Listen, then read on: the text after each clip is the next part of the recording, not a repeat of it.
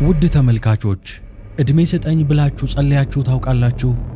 የቸርነት ጌታ ቅዱስ እግዚአብሔር እድሜ ቢሰጣችሁስ ስንት ዓመታትን በአካለ ሥጋ መኖር ትሻላችሁ? 50 100 ወይንስ 1000? እኔ ግን ዘንድሮ በ2017 ዓመተ ምህረት 2011ኛ እድሜውን የሚደፍን ሰው ላስተዋውቃችሁ። ምናልባት ይሄ እድሜ በዛ ካላችሁ ሁለተኛ ታሪኩን የምነግራችሁ እድሜ ጠገብ ሰው ደግሞ ዘንድሮ 2887ኛ ልደቱን ያከብራል። በዚህም አትደነቁ። ሶስተኛው ባለ ታሪካችን 5288 ዓመታትን በአካለ ሥጋ ኖሯል፣ እየኖረም ይገኛል። እነዚህ ሶስት ሰዎች መንግስታት በኃይል ከፍታ ሲናኙም ሆነ ተሽመድምደው ሲወድቁ የአይን ምስክሮች ናቸው። ቅዱስ እግዚአብሔር ለሚወደው ምን ያደርግለታል ለሚለው ጥያቄ እንዲህ እድሜውን አርዝሞ የዘመናት ምስክር ያደርገዋል ቢባል ትክክለኛ መልስ ነው። ቅዱሱ ሕዝብ ከረከሰው ማህበረሰብ ጋር ረክሶ ዓለም ኃጢአትን ሀብላ ስትጀምር የሰማያት መስኮቶች ተከፍተው ምድር በውሃ እንዳልነበረች ስትሆን ሰዎች የምድሩ አልበቃ ብሏቸው የቅድስት ሥላሴን መንበር ለመቀማት ወደ ሰማይ ሕንጻ ሲያቆሙ ታላላቅ ጣዖታት ምድሪቱን ሲሞሉም ሆነ የዓለም መድኃኒት በመስቀል ላይ ሲቸነከር እነዚህ ሶስት ሰዎች የአይን እማኞች የታሪክም ዘጋቢዎች ናቸው። ከምድር የሞት ማለዳ እስከ መዳኛዋ ማግስት ድረስ የሆነውን ሁሉ ያውቃሉ። ግን እንዴት? እነዚህ ሰዎች እነማን ናቸው? እድሜያቸውስ እንዴት እንዲህ ረዘመ? ለእነዚህና ሌሎችም ጥያቄዎች አጥጋቢ ምላሽ ይዤላችሁ መጥቻለሁ። እስከ መጨረሻው ብትከታተሉኝ በነፍስ ታተርፋላችሁ። ይህ እስከ ዛሬ ሞትን ያልቀመሱ የሶስቱ ቅዱሳን አስገራሚ ታሪክ ነው።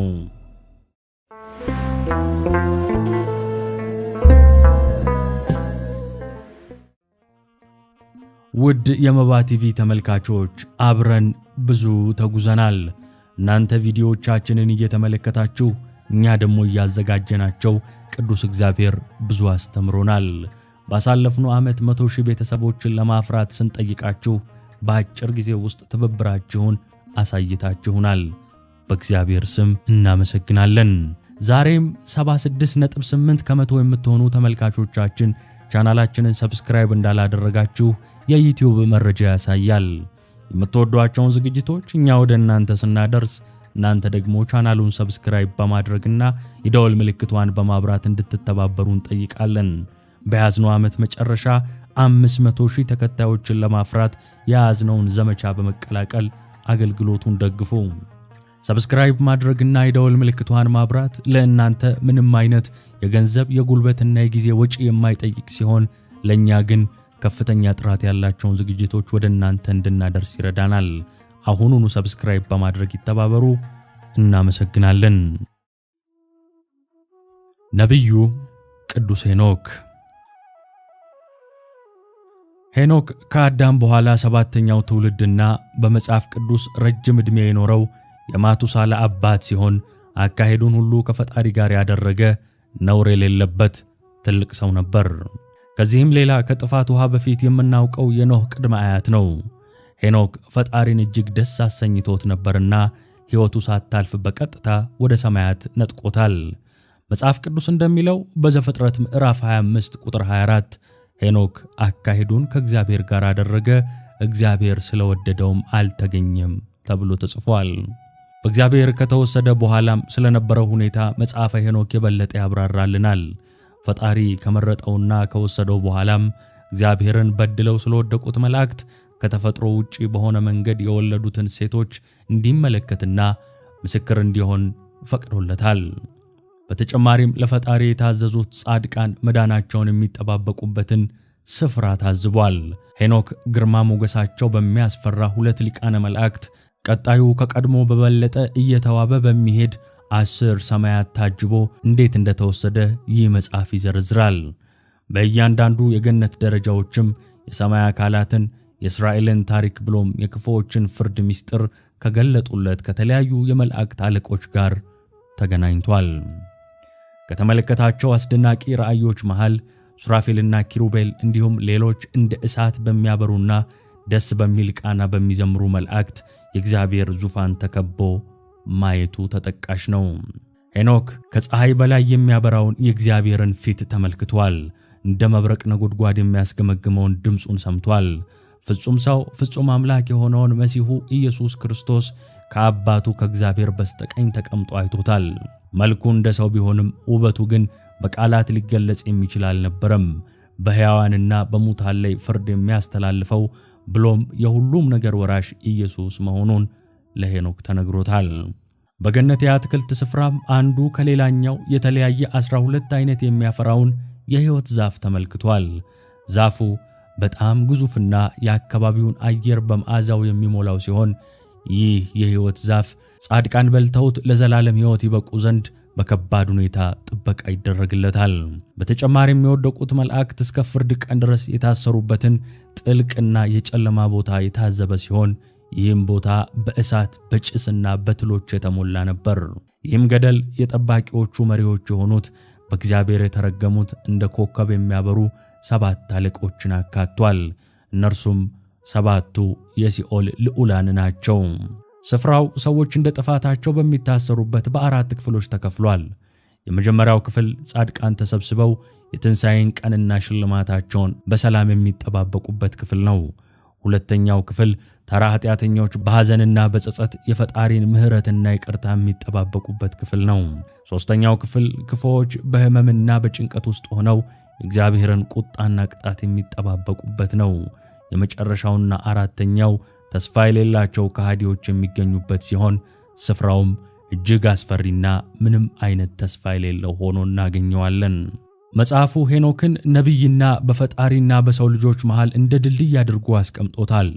የሄኖክ ነቢይ ሆኖ መመረጥ ምክንያቱም በፈጣሪና በመላእክቱ መገለጥ ስለተደረገለት ሲሆን ራእዩን በጽሑፉ ያስቀመጠው ለወደፊቱ ትውልድ ትንቢቱን ለማቆየት ነበር።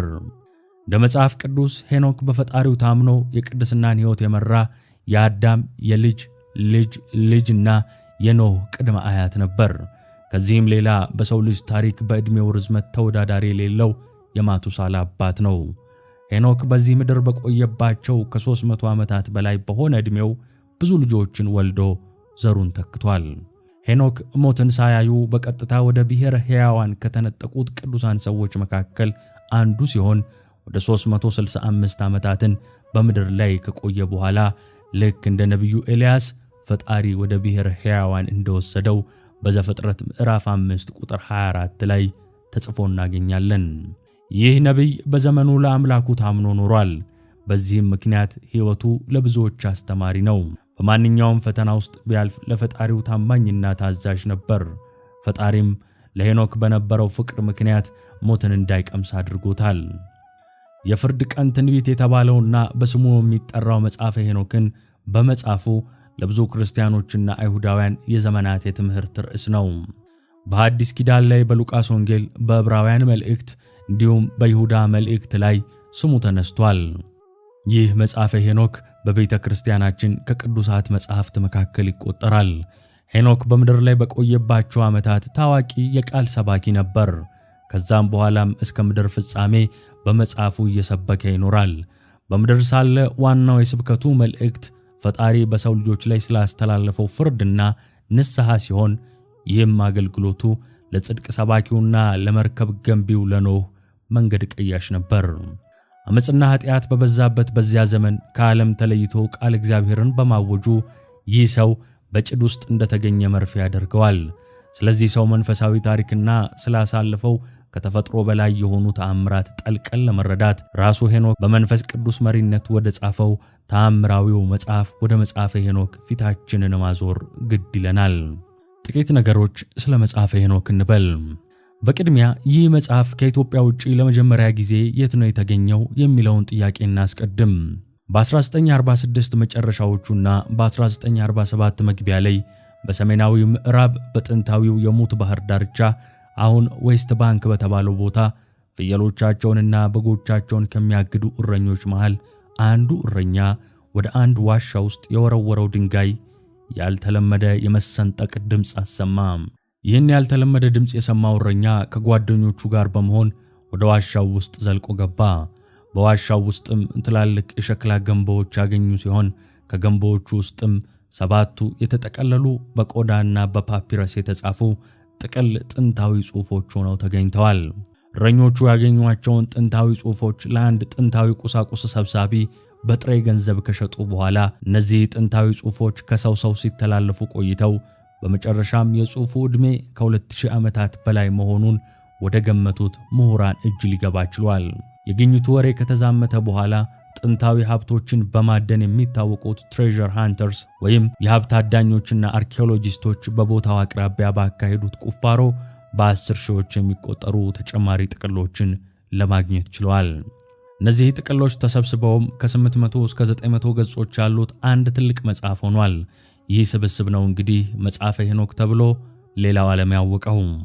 ይህ ስብስብ መጽሐፈ ሄኖክ ተብሎ ይጠራ እንጂ በውስጡ ተጨማሪ 5 መጽሐፎችን አካቷል። እነርሱም The Book of the Watchers ወይም የጠባቂዎቹ መጽሐፍ፣ The Book of Parables ወይም የምሳሌ መጽሐፍ፣ The Book of Astronomical Secrets የስነፈለክ ሚስጥራት መጽሐፍ፣ The Dream Vision የህልም ራእዮችና The Epistolary of Enoch የሄኖክ መላእክት የተባሉት መጽሐፍት ናቸው። ይህ መጽሐፈ ሄኖክ በሚል መጠሪያ ለዓለም የተዋወቀው ስብስብ አጠራጣሪ ጉዳዮችን ይዟል በሚል ሰበብ በተለይም ከአይሁዳውያንና ከኢትዮጵያ ኦርቶዶክስ ተዋሕዶ ቤተክርስቲያን ውጪ ባሉ የክርስትና ቤተ እምነቶች ውስጥ ከቅዱሳን መጻሕፍት ተርታ እንዲገለልና በመጽሐፍ ቅዱስ ውስጥም እንዳይካተት ተደርጓል።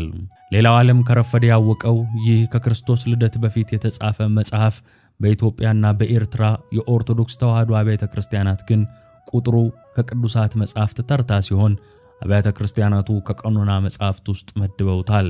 ሄኖክ የአዳም 7ኛ ትውልድ መሆኑን ይሁዳ እንደተናገረ በሐዲስ ኪዳን ላይ ተጠቅሷል። ከሞት ባህር ጥቅሎች መሃል የተካተቱት አንዳንድ ቁርጥራጭ ጽሑፎች መጽሐፈ ሄኖክ በአረማይክ በግሪክና በላቲን ቋንቋ ጭምር መጻፉን ያመለክታሉ። መጽሐፈ ሄኖክ በአይሁዳውያንና በመካከለኛው ምስራቅ የነበሩ ጥንታዊ ክርስቲያኖች ዘንድ ዕውቅና እንደነበረው የሚያመለክተው ይህ ቁርጥራጭ ጽሑፍ በልምዶቻቸውና በእምነቶቻቸው ላይ ትልቅ ተጽዕኖ ያሳደረ እንደነበር ያረጋግጣሉ። ከዚህም በተጨማሪ መጽሐፈ ሄኖክ ከሞት ባህር የተገኙ እንደ 12ቱ አባቶች ኪዳን የመሳሰሉ ጥንታዊ ጽሑፎችን ያጠቃልላል። የሞት ባህር ጥቅሎቹ ከመጽሐፈ ሄኖክ ጋር የተገኙት እንደ The Book of Giants የግዙፋኑ መጽሐፍ፣ መጽሐፈ ኢዮቤልዩና የሰማያት መብራቶችን መጽሐፍ ከተባሉ መጽሐፍት ጋር የተያያዙ ሌሎች ጽሑፎችንም አካቷል። እነዚህ ቁርጥራጭ ጽሑፎች ስለወደቁት መላእክት፣ ስለመጨረሻው ዘመን፣ ስለ ግዙፋኑ ፍጥረታትና የሰማያዊ ምስጢራት ታሪኮችን በማካተታቸው ከመጽሐፈ ሄኖክ ገጾች መሃል እንደሆኑ ይታመናል። መጽሐፈ ሄኖክ ስለወደቁት መላእክት በዝርዝር የተጻፈበት ሲሆን መላእክቱ ስለፈጸሙት ኃጢአትና ከምድራዊ ሴቶች ጋር መገናኘታቸውን ብሎም የሰው ዘር ዝግጁ ያልሆነበትን የሰማያት ምስጢሮች መግለጣቸውንና ኃጢአትን ማስተማራቸውን በዝርዝር እናይበታለን። አብዛኛው ዓለም ይህንን መጽሐፍ ከመጽሐፍ ቅዱስ ተርታ ውስጥ ገንጥሎ ቢያወጣውም የኢትዮጵያ ኦርቶዶክስ ተዋሕዶ ቤተክርስቲያን ግን ከቀኖና መጽሐፍት ዝርዝር ውስጥ ከታ እጅግ ታከብረዋለች፣ ታስተምረዋለችም። ነብዩ ቅዱስ ኤልያስ። ቅድስት ቤተክርስቲያናችን በየዓመቱ ታኅሳስ 1 ቀን የነብዩ ኤልያስን በዓለ ልደት፣ ጥር 6 ቀን ደግሞ ዕለተ ዕርገቱን በመንፈሳዊ ሥርዓት ታከብራለች። ነብዩ ኤልያስ በገለዓድ አውራጃ በቴስቢያ በእግዚአብሔር ትእዛዝና ሕግ ጸንተው ይኖሩ ከነበሩ ጻድቃን ወላጆቹ ከሌዊ ወገን ከሚሆን አባቱ ከኢያኔስዮን እና ከእናቱ ቶና ታኅሳስ 1 ቀን ተወለደ።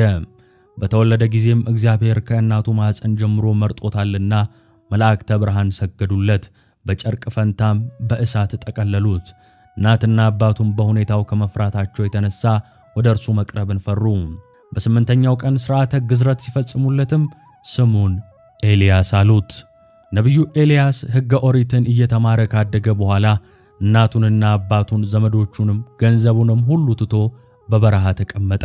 ቅዱስ ጳውሎስ በዕብራውያን መልእክቱ ማቅ ምንጣፍና የፍየል ሌጦ ለብሰው ዞሩ፣ ተጨነቁ፣ ተቸገሩ፣ መከራ ተቀበሉ፣ ተራቡ፣ ተጠሙም፣ ዓለም የማይገባቸው እነዚህ ናቸው፣ ዱር ለዱር ተራራ ለተራራ ዋሻ ለዋሻና ፍርኩታ ለፍርኩታም ዞሩ በማለት እንደተናገረው ነብዩ ከዓለማዊ ኑሮ ተለይቶ ማቅ ለብሶ በየተራራው በየፍርኩታውና በየዋሻው መኖር ጀመረ።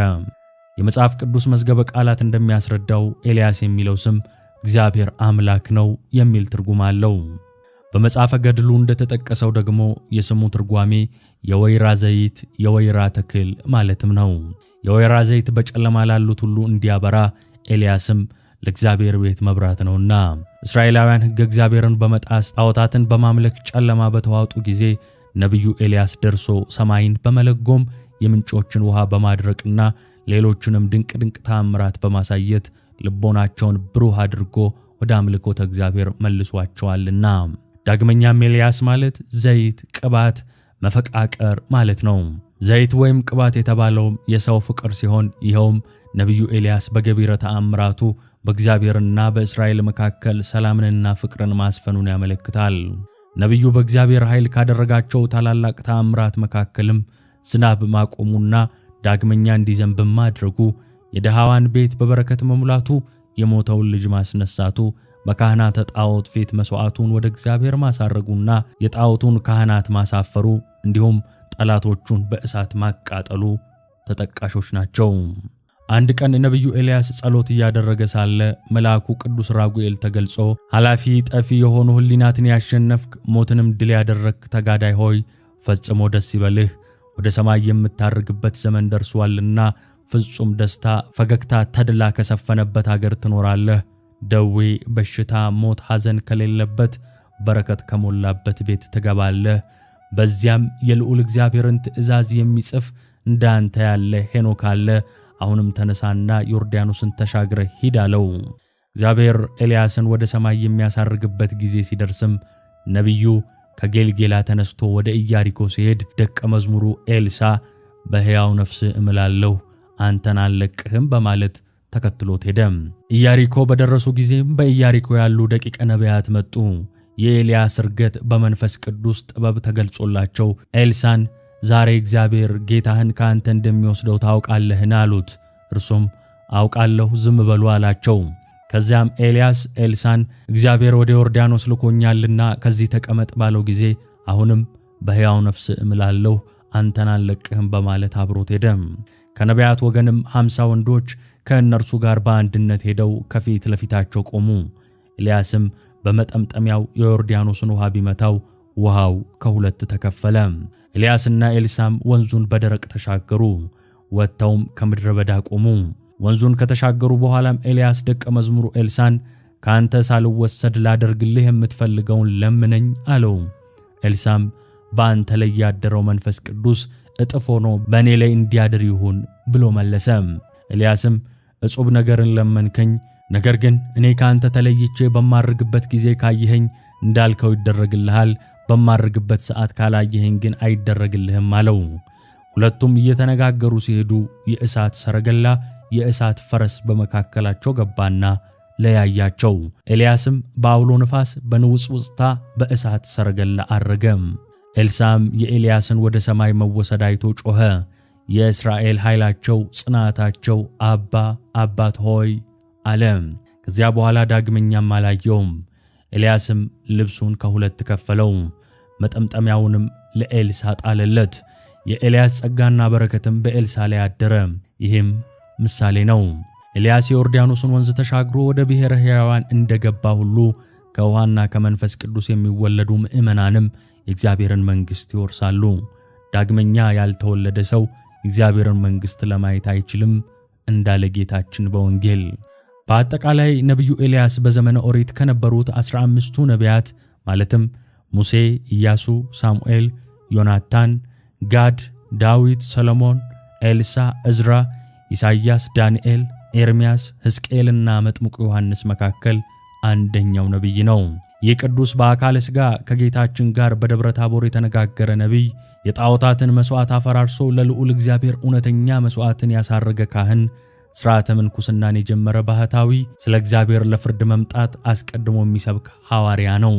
ጌታችን መድኃኒታችን ኢየሱስ ክርስቶስ የመጥምቀ መለኮት ቅዱስ ዮሐንስን ታላቅነት ሲመሰክር ዮሐንስን ኤልያስ ብሎታል።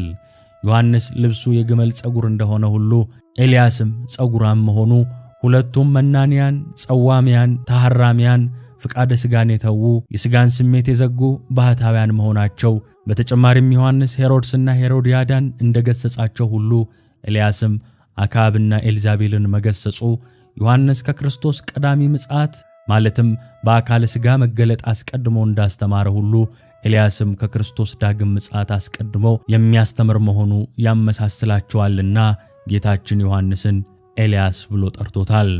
መምህራነ ቤተ ክርስቲያን እንዳስተማሩን ነቢዩ ኤልያስ ከጌታችን ዳግም ምጽአት አስቀድሞ የእግዚአብሔርን መንግሥት ለዓለም በመስበክ በሰማዕትነት ይሞታል። አንዳንዶቹ ይህንን ትምህርት ይዘው ኤልያስ መጥቷል እያሉ ምዕመናንን ያሰነካክላሉ። ነቢዩ እነርሱ እንደሚሉት በስውር ሳይሆን ዓለም እያየው በግልጽ እንደሚመጣ ስለምናምን ኤልያስ ወደዚህ ምድር የሚመጣው የምጽአት ቀን ሲቃረብ መሆኑን አስረግጠን እንናገራለን። በመጨረሻም ሁላችንም እንደ ነቢዩ ኤልያስ በአካለ ሥጋ ሳይሆን በክብር ከፍ ከፍ እንል ዘንድ በሕሊና ልናርግ ማለትም በመልካም ምግባር ልንጎለምስ ያስፈልጋል። በተመሳሳይ መልኩ እንደ ነቢዩ ኤልሳዕ የአባቶቻችን ጸጋ በላያችን ላይ ያድርብን ዘንድ ከቅዱሳን እግር ስርና ከቅድስት ቤተ ክርስቲያን ቅጽር እንዲሁም ከተዋህዶ ሃይማኖታችን አስተምህሮ መውጣት የለብንም። ከዚህ ሁሉ ጋርም የእግዚአብሔርን መንግሥት እንወርስ ዘንድ ሕገ እግዚአብሔርን ጠብቀን በክርስቲያናዊ ምግባር ጸንተን መኖር ይገባናል። ጌታውን የሚጠብቅ ይከብራል ተብሎ ተጽፏልና የነቢዩ ረድኤት በረከት አይለየን። ሐዋርያው ቅዱስ ዮሐንስ። ሐዋርያው ቅዱስ ዮሐንስ ብዙ ስሞች ያሉት ሐዋርያ ነው። አንደኛ ጌታ ይወደው የነበረ ወይም ፍቁረ እግዚእ። በሕይወቱና በኑሮው ጌታን ለመምሰል ይጥር ስለነበር ጌታ ይወደው ነበር። በቤተ ክርስቲያን ትውፊት እንደሚነገረው አንድ ቀን ጌታችን መታጠቂያውን ፈቶ ባስቀመጠበት ወቅት አንስቶ በመታጠቁ ፍትወት ሥጋዊ ወደማዊ ጠፍቶለት ኑሮው እንደ መላእክት ሆኖለታል። ሁለተኛ ወልደ ዘብዴዎስ። የታላቁ የያዕቆብ ታናሽ ወንድም ስለሆነና አባቱ ዘብዴዎስ ስለሚባል ዮሐንስ ወልደ ዘብዴዎስ ተብሎ ይጠራል። ሶስተኛ ወልደ ነጎድጓድ። ለጌታችን ባለው ኃያል ቅንዓትና ከወንድሙ ጋር ሆኖ ባሳዩት የኃይል ሥራ ጌታችን ወልደ ነጎድጓድ ወይም ቦኤርኔጌስ ብሏቸዋል። በተጨማሪም ደግሞ የትምህርቱ ጥልቀት ኃይልና የጌታችን የኢየሱስ ክርስቶስን አምላክነት በመግለጡ ወልደ ነጎድጓድ ተብሏል። አራተኛ ነባቤ መለኮት ወይም ታኦሎጎስ። ነገረ መለኮትን ከሌሎች በበለጠ አምልቶ አስፍቶ አጥልቆ በማስተማሩ ነባቤ መለኮት ተብሏል። አምስተኛ አቡ ቀለምሲስ። ቃሉ የግሪክ ሲሆን ባለ ራእይ ማለት ነው። ኃላፊያትንና መጻያትን በራእዩ ስለገለጠ ዮሐንስ አቡ ቀለምሲስ ተብሏል። ስድስተኛ ቁጽረ ገጽ፣ ፊቱ በሐዘን የጠቆረ። በዕለተ ዓርብ በእግረ መስቀሉ ተገኝቶ የጌታችንን መከራ መስቀል በማየቱ ከዚያች ዕለት ጀምሮ ፊቱ በሐዘን ተቋጥሮ ይኖር ስለነበር ይህ ስም ተሰጥቶታል። የቅዱስ ዮሐንስ ሀገር በገሊላ አውራጃ ነው። ከወንድሙ ከቅዱስ ያዕቆብና ከአባቱ ከዘብዴዎስ ጋር ዓሣ እያጠመደ ይኖር ነበር። የቤተ ክርስቲያን ትውፊት እናቱ ማርያም እንደምትባልና ከ36ቱ ቅዱሳን አንስት አንዷ እንደነበረች ይገልጣል። ቅዱስ ዮሐንስ ጌታን በመከራው ሰዓት ሳይሸሽ እስከ እግረ መስቀል የተከተለ ሐዋርያ ነው። እያንዳንዱም በዚያች በዕለተ ዓርብ ያየውን የጌታ መከራ ትዝ እያለው ተረፈ ዕድሜውን የፈጸመው በእንባ ነው። የተጠራው ገና በወጣትነት ዕድሜው ሲሆን በዚህ ምድር ላይ የኖረው ለ99 ዓመታት ያህል ነው። ሐዋርያው ቅዱስ ዮሐንስ ጌታን እስከ እግረ መስቀሉ በመከተሉ ክርስቲያኖችን ወክሎ የእመቤታችንን እናትነት ከጌታ ተቀብሏል። እመቤታችን ከዮሐንስ ጋር 16 ዓመታት ተቀምጣ በ49 ዓመተ ምህረት አርፋለች። ከዚያም በኋላ በሦስተኛው ቀን እንደ ልጇ ተነስታ አርጋለች። ቅዱስ ዮሐንስ ርቆ ያልሄደው እርሷን የመጠበቅ አደራ ስለነበረበት ነው። ለጌታ ስዕል ምንጭ ከሆኑት አንዱ ዮሐንስ ወንጌላዊ ነው። ጌታ በተሰቀለበት ዘመን የሮማ ንጉሥ የነበረው ጢባሪዮስ ቄሳር ልጁ በሽተኛ ስለነበር የጌታን የማዳን ሥራ እየሰማ እነ ጲላጦስ የጻፉለትንም ደብዳቤ እየተመለከተ ከዚያ ደግ ሰው መቃብር ልጄን ወስዶ ማን ባዳነልኝ እያለ ይመኝ ነበር።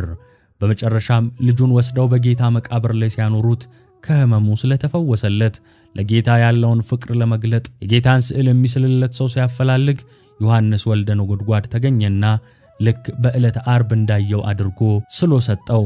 ዮሐንስ ወንጌላዊ እመቤታችን ካረፈች በኋላ ወደ ታናሿ እስያ ሄዶ አስተምሯል። ዋና መንበሩን በኤፌሶን አድርጎ በተለይ በዚያ ዘመን ከአውሮፓ ወደ መካከለኛው ምስራቅ በሚወስደው መንገድ ዳር በተቆረቆሩት ከተሞች እየተዘዋወረ አብያተ ክርስቲያናትን በማስተከል ጳጳሳትን በመሾም የወንጌልን ብርሃን አብርቶላቸዋል። በመጨረሻም በጭካኔው በሚታወቀው በንጉሥ ድምጥያኖስ ዘመን ወንጌል በማስተማሩ የተነሳ በጣዖት አምላኪዎች ተከሶ ለፍርድ ከቀረበ በኋላ በፍልውሃ ተሰቃይቶ በፍጥሞ ደሴት ግዞት ተፈረደበት። ራእዩን ያየውና የጻፈውም በዚያ ቦታ ነው። ቅዱስ ዮሐንስ ድምጥያኖስ በ96 ዓመተ ምህረት ሲገደል ከግዞቱ ተመልሶ ሦስቱን መልእክታቱንና ወንጌሉን እንደጻፈ ይነገራል። ቅዱስ ዮሐንስ ከሐዋርያት ሁሉ ይልቅ ረጅም ዕድሜን ማለትም ወደ 99 ዓመታትን በምድር ላይ የቆየ ሐዋርያ ነው።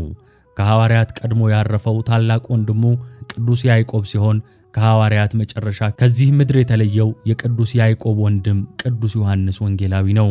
አስቀድሞ ጌታ በገባለት ቃል ኪዳን መሠረት ዮሐንስ ሞትን አልቀመሰም።